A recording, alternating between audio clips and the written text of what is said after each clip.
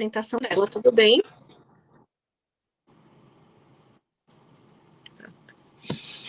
Pronto, Clarissa, pode ficar à vontade. Obrigada. Bom dia, boa tarde, gente. Meu nome é Clarissa, né? Como a Alessandra falou. Eu sou pediatra da Helena Moura e sou residente em pneumologia pediátrica. Estou acabando agora, no final de fevereiro, estou concluindo a residência de pneumologia e vou compartilhar com vocês um pouquinho sobre bronquiolite viral aguda. A bronquiolite viral aguda, ela, por definição, ela é o primeiro episódio de sibilância na infância.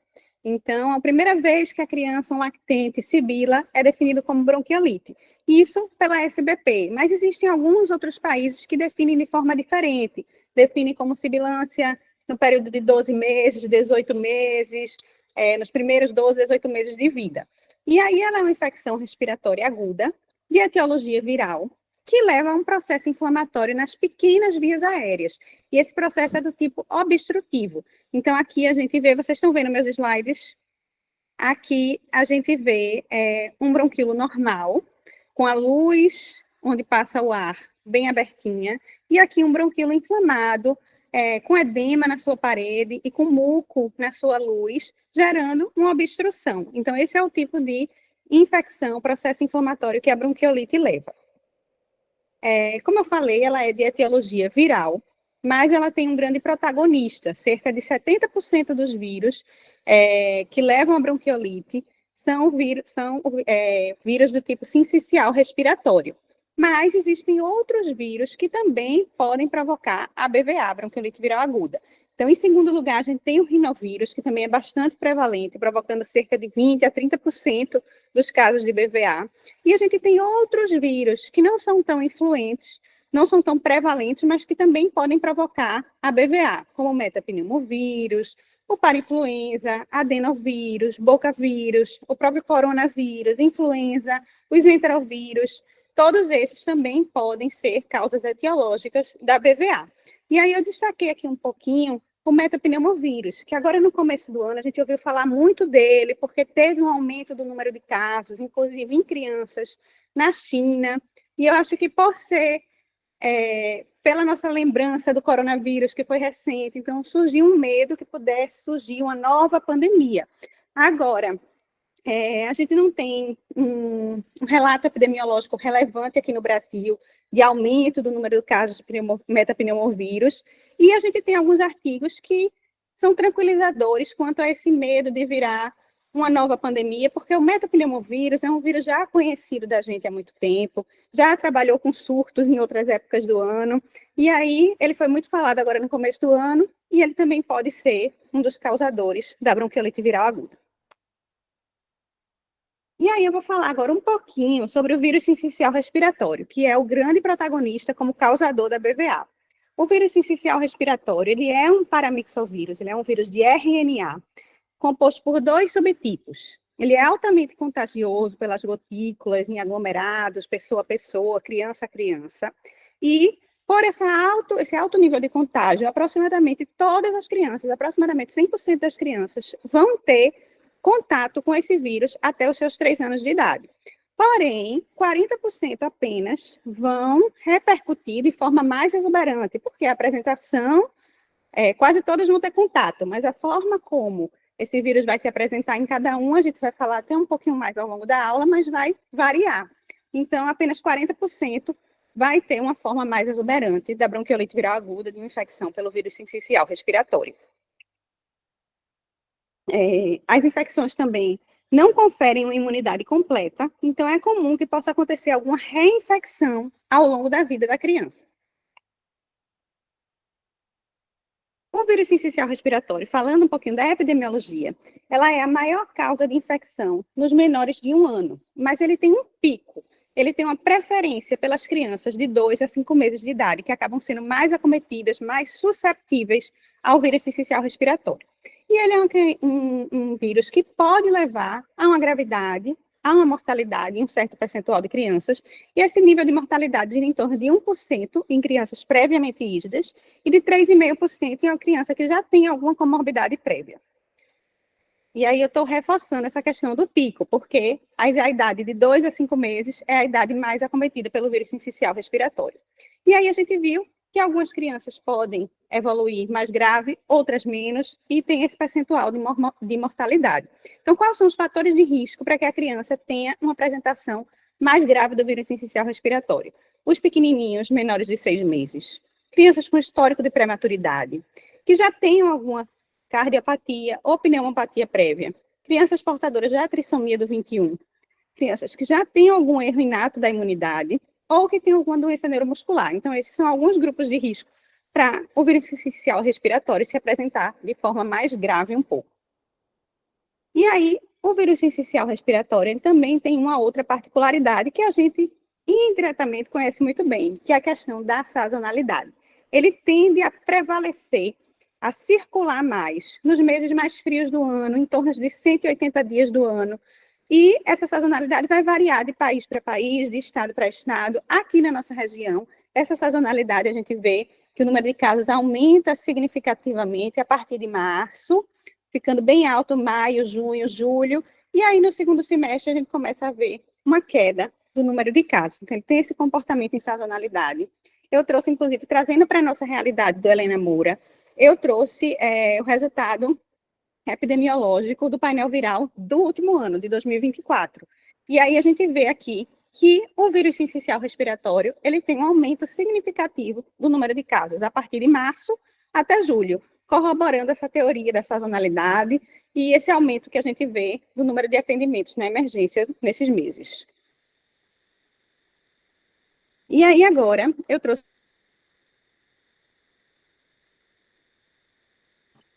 Clarissa tá sem o áudio.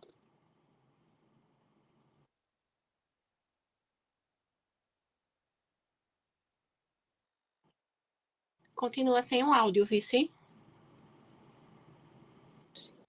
Mas vocês estavam ouvindo, né? Pronto, tava. Assim que parou, eu sinalizei para tu. Pronto, tá bom, obrigada. Então, voltando aqui agora para o rinovírus, que, como eu falei, o rinovírus, ele também tem uma prevalência importante como causador do vírus sincicial respiratório. Cerca de 20% dos casos de bronquiolite viral aguda podem ser causados pelo rinovírus e não pelo vírus sincicial respiratório, que é o mais prevalente, mas o rinovírus também tem a sua importância. Então, vou trazer um pouquinho aqui do rinovírus. Um rinovírus é um piconavírus, dividido em 3 subtipos, A, B e C. Esse subtipo C, ele é um pouco mais recente, foi identificado mais recentemente, e ele tem muita, esse comemorativo de sibilância, de cursar com a bronquiolite viral aguda. Ele também é altamente contagioso, e o pico de sua incidência, diferente do que a gente viu no sincicial respiratório, que é em torno de 2 a 5 meses, ele começa a atingir principalmente as crianças maiores de 6 meses, um pouco maiorzinhas.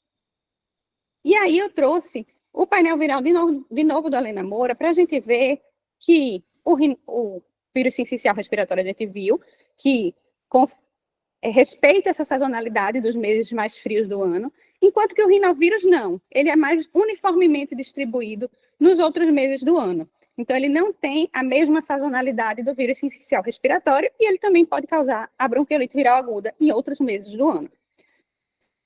E aí, agora vamos falar um pouquinho sobre como funciona a fisiopatologia, o que é que acontece na nossa via aérea para levar à bronquiolite viral aguda.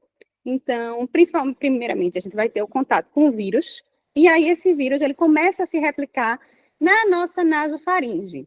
E aí ele vai acontecer uma disseminação viral da nasofaringe para a via aérea inferior, para as pequenas vias aéreas. E aí o vírus lá vai fazer um processo de necrose do epitélio e destruição das células ciliadas, levando a um acúmulo de linfócitos, neutrófilos, plasmócitos, e aí a gente vai ver um edema no local da pequena via aérea, como eu mostrei no início, e uma produção maior de muco. Esse edema e esse acúmulo de muco levam à obstrução dos bronquíolos e dos alvéolos, e aí, consequentemente, as trocas gasosas não vão acontecer da forma que eram para acontecer, e a gente pode complicar com áreas de hiperinsuflação pulmonar e atelectasia. Então, eu trouxe aqui a imagem mostrando esse edema, esse acúmulo de muco obstruindo a pequena via aérea, e também aqui uma imagem microscópica, né, que a gente vê o bronquíolo normal, com seu lumen pérvio, e o brônquio aqui inflamado, acumulado de muco, e a gente vê que o ar não vai passar, não vai trocar de forma adequada nessa situação. E aí, o que é que no nosso organismo pode fazer com que aconteça essa patogênese da bronquiolite viral aguda? Então, as manifestações clínicas e a evolução vai decorrer de uma combinação de fatores. Então, primeiro vai depender do tropismo, que é a afinidade do vírus pelas células específicas, em segmentos específicos da via respiratória. Vai depender também da virulência daquele vírus que você teve contato, ou seja, do efeito destruidor daquele vírus ao nível celular. Vai depender do calibre da via aérea do hospedeiro, que vai variar de pessoa para pessoa. Da resposta imunológica do hospedeiro, que também vai variar de pessoa para pessoa. E vai depender também dos fatores ambientais e epigenéticos que vão diferir de criança para criança e podem interferir na patogênese desse vírus na infecção da bronquiolite viral aguda. E aí, o que é que a gente espera? A gente já viu que a fisiopatologia é de obstrução. Como é que vai ser o quadro clínico? A criança inicialmente vai ter um quadro de sintoma respiratório, né? Infecção viral. Tosse, rinorreia, febre são os sintomas mais prevalentes. E aí ela pode, a depender das suas características pessoais e da característica do vírus, né, a virulência, o tropismo, evoluir com desconforto respiratório, taquipneia, que é o aumento da frequência respiratória para a idade, dispneia, que são os sinais de desconforto respiratório, tiragem subcostal, tiragem intercostal, como a gente vê aqui nesse bebezinho, as costelas bem marcadinhas com a dificuldade para respirar. Pode cursar com sibilância e crepitação na ausculta, tempo expiratório prolongado. E, como a gente viu, a fisiopatologia ela é muito de obstrução. A secreção vai obstruir ali a pequena via aérea. A secreção, ela é fluida, então ela vai se movimentar. Isso faz com que exista uma variabilidade dos sintomas, tanto ao longo da doença, quando a secreção vai se acumulando, e a gente vai ver, esse aqui é um gráfico bem famoso do The Lancet, de um artigo do The Lancet, que ele mostra essa severidade ao longo dos dias de doença. Então, a severidade vai aumentar ao longo dos dias, como a gente viu, vai formando edema, vai acumulando muco, e essa severidade ela também vai flutuar minuto a minuto, porque a secreção está ali se mobilizando, obstruindo. Então, a criança pode oscilar muito saturação, oscilar muito o padrão respiratório ao longo dos dias e ao longo das horas e dos minutos, porque essa obstrução, ela é móvel, digamos assim. E aí, como é que a gente vai dar o diagnóstico? A gente já sabe qual é o quadro clínico, e o diagnóstico, ele é essencialmente clínico. A gente vai ver uma criança que está no seu primeiro episódio de sibilância e que tem esses sintomas que a gente viu. Um lactente, com febre, obstrução nasal, tosse, sintomas gripais, que ao longo dos dias vai tendo uma piora dessa obstrução da via aérea inferior, que pode levar a um quadro de desconforto respiratório e sibilância na ausculta. E aí, com a clínica, a gente consegue levantar fortemente essa hipótese de bronquiolite viral aguda.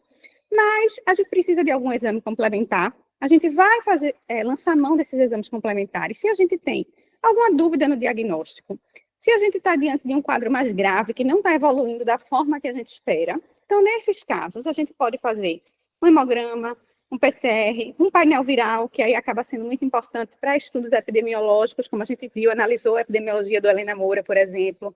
A gente pode solicitar uma radiografia de tórax para descartar alguma complicação, como a telectasia, que eu falei. E aí eu trouxe aqui algumas radiografias que podem ser sugestivas de bronquiolite. A gente não precisa delas para dar o diagnóstico, mas uma vez tendo feita, a gente pode ver alguns achados que são sugestivos da bronquiolite e não indicam complicações dela necessariamente. Então, o que é que a gente espera de um pulmão de uma criança com bronquiolite? Um pulmão hiperinsuflado, com bastante ar. Então, a gente vai ver mais do que 8 costelas por campo. A gente vai ver os pulmões mais hipertransparentes, ou seja, mais pretinhos. A gente pode ver uma retificação das cúpulas, das costelas também, um aumento do diâmetro anteroposterior. Todos esses são sinais sugestivos de aprisionamento aéreo, de hiperinsuflação pulmonar.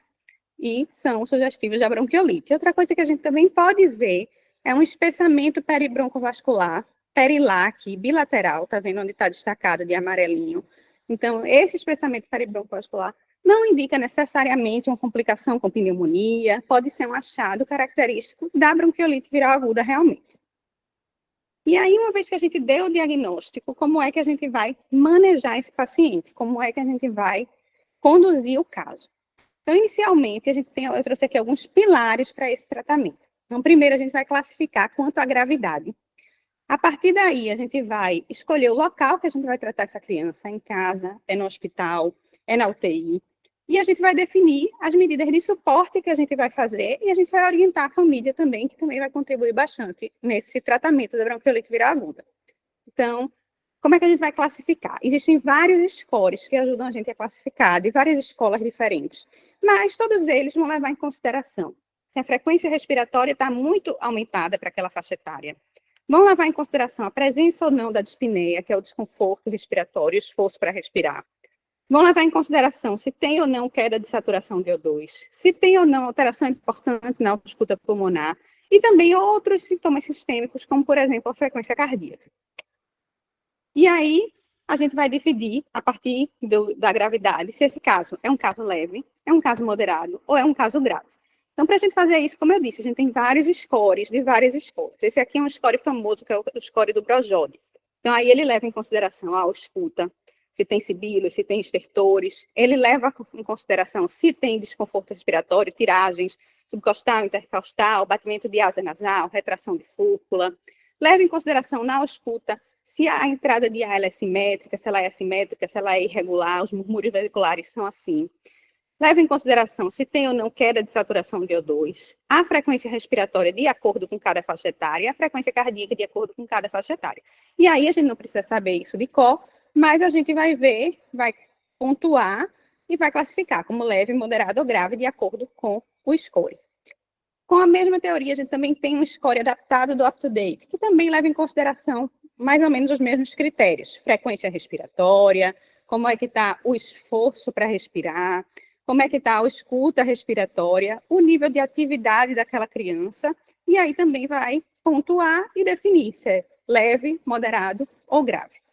E a gente também tem um aqui, da SBP, que também leva em consideração se a criança está se alimentando, a frequência respiratória, o desconforto respiratório, dividindo aqui se tem batimento de asa nasal ou não, como sendo um sinal de desconforto respiratório de maior alarme, a saturação de O2 e o comportamento geral da criança. E aí, a partir daí, a gente vai dividir em leve, onde o tratamento vai ser domiciliar, moderado, se tiver algum dos critérios já se torna moderado, a gente vai precisar conduzir enfermaria. E se já tiver algum dos critérios de gravidade, a gente vai considerar um caso mais grave e definir o tratamento como indicação de UTI.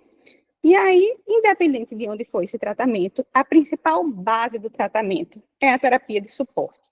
Não existe nenhuma medicação específica para combater o vírus, a gente vai ter que esperar realmente o vírus cumprir o ciclo dele no corpo e a nossa imunidade agir.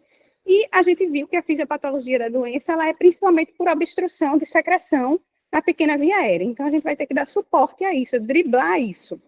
Então, aquela criança vai ter que ficar bem alimentada e a gente vai ter que definir a via de alimentação, ou seja, uma criança que tem um desconforto importante, um ataque pneu importante, vai precisar de uma alimentação por sonda, ou vai para casa e vai poder se alimentar com aleitamento materno exclusivo, com a sua alimentação de rotina. A gente vai ter que hidratar essa criança bem, porque quanto mais hidratada a criança fica, mais fluida fica a secreção, e mais fácil é a mobilização e a eliminação dessa secreção. A gente vai deixar a criança com a cabeceira um pouco mais elevada, vai fluidificar essa secreção através da tão famosa lavagem nasal, que é tão importante, fluidificar e mobilizar a secreção. E tudo isso visando manter a via aérea pérvia, uma via aérea que, pela fisiopatologia da doença, fica mais obstruída, a gente vai tentar deixar ela o mais pérvia possível.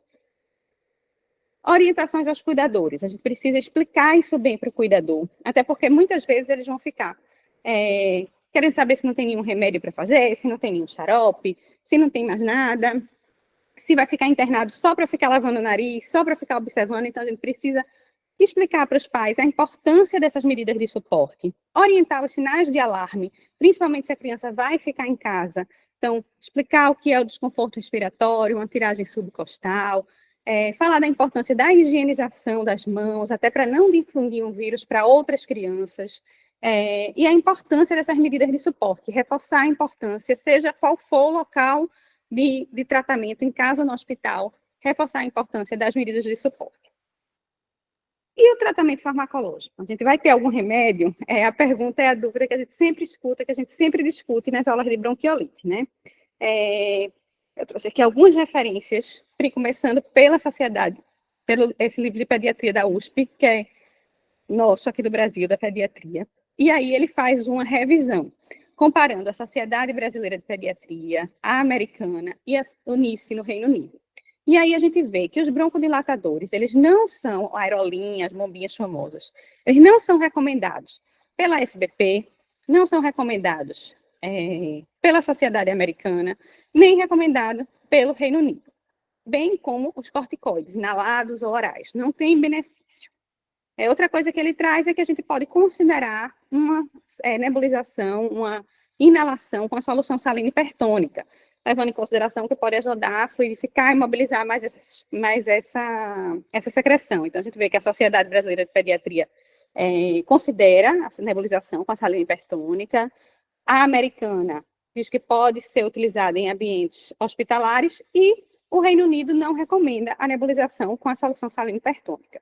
E aí eu trouxe aqui outra revisão, que é uma do The Lancet, de 2022, que é uma revisão muito famosa, que ela também compara principais países do mundo em suas recomendações. Então, aqui, o beta-2, e a gente vê que o beta-2 e o corticoide, eles não são recomendados de rotina, na grande maioria. Na Itália, recomenda, pode fazer um teste monitorado em situações apropriadas, mas a maioria não recomenda de rotina ou recomenda um teste cuidadoso e monitorado. Os corticoides realmente não são recomendados. O beta-2, algumas escolas ainda citam a possibilidade da gente testar e ver a resposta da criança.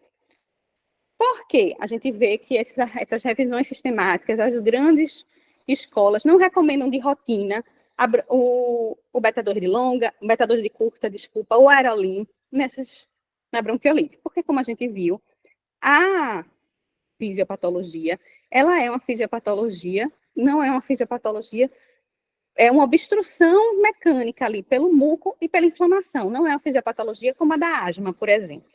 Então, por que alguns guidelines, como a gente viu agora, ainda recomendam fazer um teste, já que a fisiopatologia ela é de obstrução e não iria responder ao broncodilatador, que é o beta-2 de curta, que é o famoso aerolim. Então, por quê?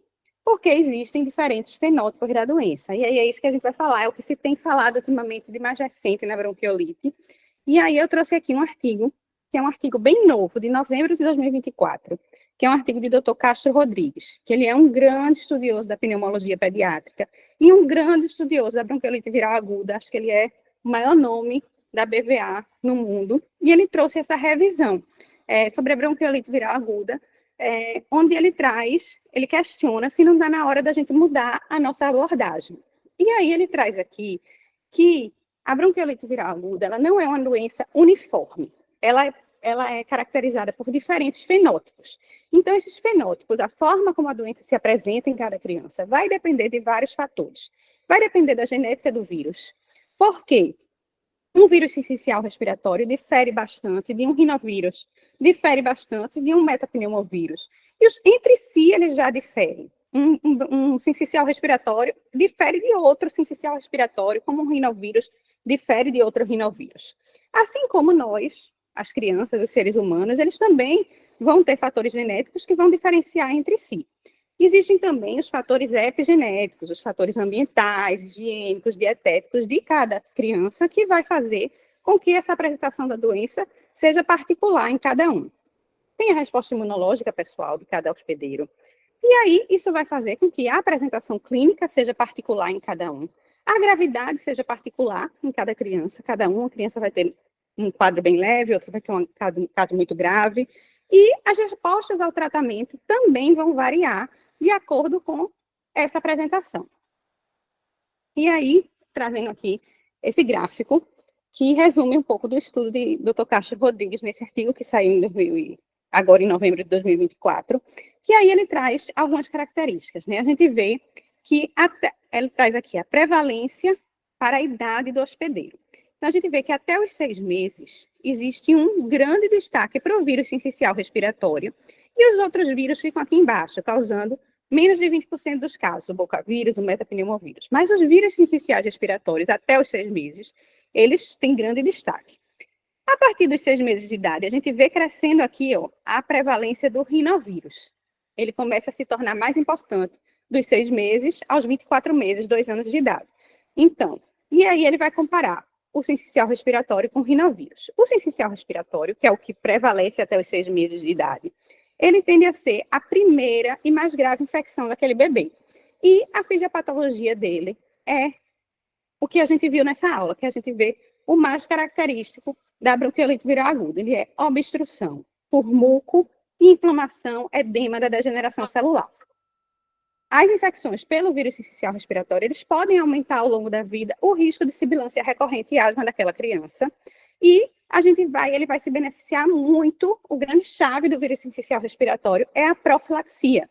É a gente evitar que a criança pegue. Então, medidas higiênicas, ambientais e a profilaxia com a vacina, com o palivizumab, o nirsevimab, a profilaxia, antes da gente pegar, se proteger, é o que mais vai ajudar no vírus sincicial respiratório e as medidas de suporte. Enquanto que o rinovírus, que vai ganhando destaque a partir dos 6 meses, ele parece gerar no paciente uma inflamação mais similar com a asma, mais asma-like, e pode levar a um grande aumento de chance daquela criança ser sibilante, ser asmática recorrentemente. Então, principalmente se a criança já tem alguma outra história pessoal ou familiar de atopia. Então, nesses casos, já que o rinovírus leva a essa inflamação mais asma-like, que tende a levar a um quadro de sibilância recorrente com uma prevalência maior, ele tende a responder mais, a BVA provocada pelo rinovírus tende a responder mais ao beta-2 e ao corticoide. Então, por isso que em alguns guidelines já se viu que se você se testar, de repente aquela criança pode responder, provavelmente uma BVA provocada pelo rinovírus, que leva a uma inflamação mais asma-like. Enquanto que o vírus sincicial respiratório, que é mais prevalente na BVA, principalmente nos menores de 6 meses, ele tem uma fisiopatologia mais obstrutiva, que provavelmente não iria se beneficiar tanto do tratamento com o beta-2 de curta ou aerolim. E aí ele traz também aqui, no mesmo artigo de Dr. Castro Rodrigues, ele já traz assim uma proposta de quando valeria a pena a gente testar os prós e os contras de testar o aerolim, o salbutamol nessas crianças. Então, o pró seria se a gente se essa BVA for provocada pelo rinovírus. E quando é que a gente vai pensar que essa virose pode ser provocada pelo rinovírus? Se tiver fora do pico do vírus sincicial respiratório, a gente sabe que o vírus sincicial respiratório se concentra muito ali, março, abril, maio, junho. Então, se for fora desses meses, um quadro de bronquiolite, tem uma chance maior de ser provocada pelo rinovírus, de ser provocada por outro vírus. Então, vai que, nesse caso, a criança responde ao aerolim. Outra coisa, faixa etária da criança. A gente viu que o rinovírus ele é mais prevalente nas crianças a partir de 6 meses. Então, a criança maiorzinha pode ser que vá se beneficiar. Uma criança que na ausculta tem uma predominância de sibilância.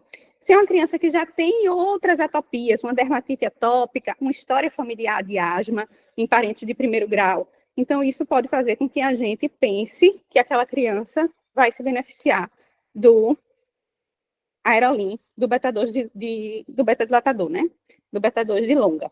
Agora, quando é que não vale tanto a pena a gente testar? Se a gente pensa que é um vírus sincicial respiratório mesmo, que a gente viu que a fisiopatologia dele é obstrutiva. Então, naqueles meses de pico para o vírus sincicial respiratório, a grande maioria das infecções vai ser provocada pelo vírus sincicial respiratório. Se a criança é uma criança mais nova, que a gente sabe que é aquela idade que prevalece mais o vírus sincicial respiratório. Se não escuta, ao invés de sibila, a gente escuta mais estertores. Não é uma criança que tem uma história pessoal, familiar de atopia. Então, nesse caso, muito provavelmente é uma criança que não vai se beneficiar do aerolim do beta-2 de longa, do beta-2 de curta, desculpa.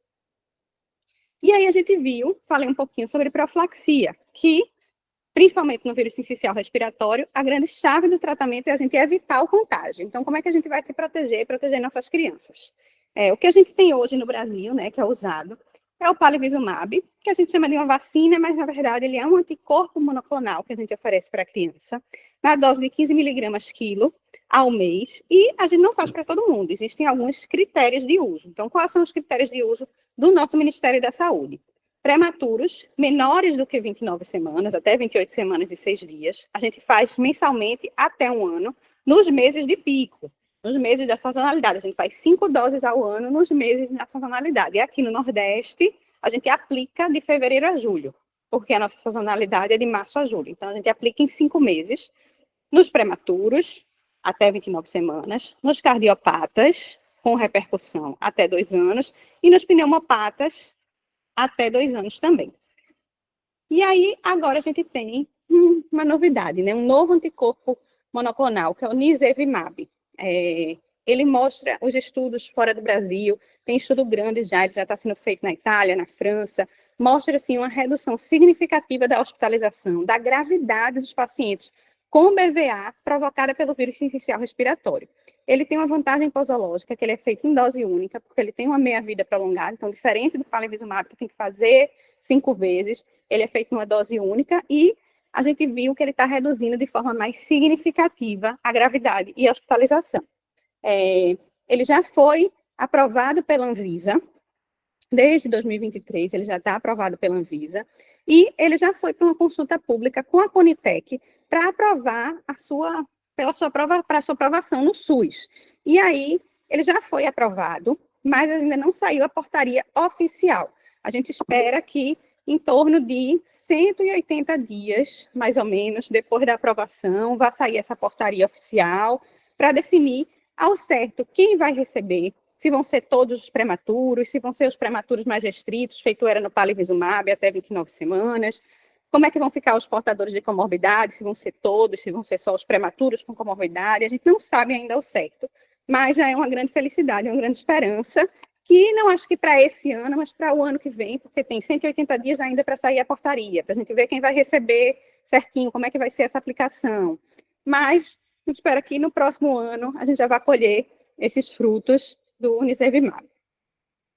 E a outra novidade também é a vacina, que é a vacina Abrysvo, que também é uma vacina para a proteção dos bebês, que é aplicada na gestante, idealmente entre 24 e 36 semanas de idade gestacional, em torno aí de 32 semanas, talvez seja um momento ideal para aplicar, e vai ser aplicada na mãe, conferindo imunidade ao bebê. Ela, assim como o nirsevimab, também já foi para consulta pública com a Conitec, já foi aprovada para entrar no SUS, ela já está circulando, a Abrysvo já está circulando em clínicas particulares, o nirsevimab provavelmente vai circular em clínicas particulares agora já, a partir de março, mas ambas para o SUS estão aprovadas pela Conitec, mas ainda sem a portaria oficial, que deve sair em torno de 180 dias, mas também vai chegar ao longo acho que na próxima sazonalidade, a gente já vai estar com elas aí, a próxima 2026, acho que já vai estar, se Deus quiser, a gente já vai estar com elas circulando. E é isso, muito obrigada pela atenção de vocês e pelo convite.